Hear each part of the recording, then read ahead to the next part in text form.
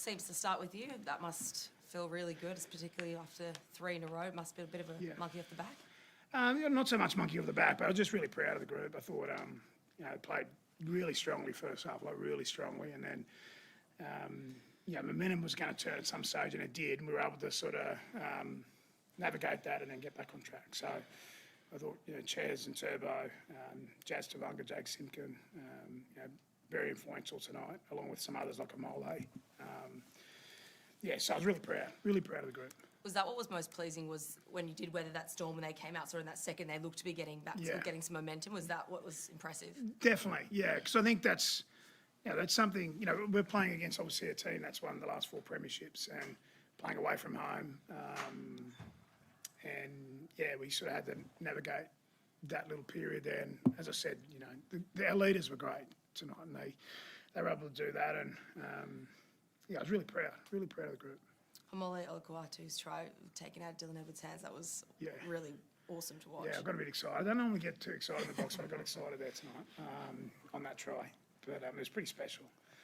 Yeah, no, he's some sort of player, Amole. And came up with a big play, great kick and contested it. And that's what we wanted tonight, wanted to play with plenty of spirit and courage, and we did that. Yeah, the boys did that. So you were pretty adamant yesterday that you wouldn't be playing Tommy if he was not back to 100% fitness. It certainly looked like he was out there. What did you make? Yeah, really influential. Like I said, I thought, Turbo and Chaz, really lit our team exceptionally well. So it was great to have him back on the park, yeah. Was there any temptation when you sort of up a couple of tries in the last 10 minutes to take him off, or was it getting the 80? No, not against Penrith. They were still coming at the end, So, they're a very special team, and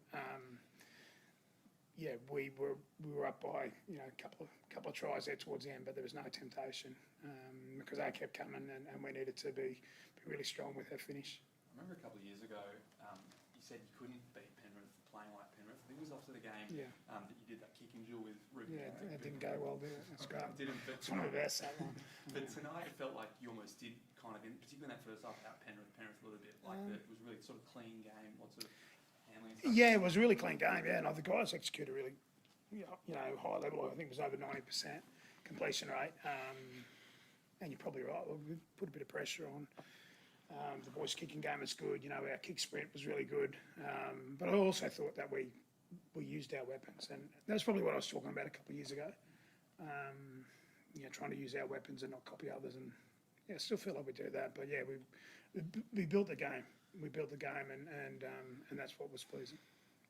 What was it like in that third quarter where they had all that momentum after half time? It sort of felt like they were coming after you, and you had to sort of regroup and get the momentum to swing back your way. I think it's probably the part I'm most proud of for the team this week, was because previous weeks we haven't handled momentum swings greatly.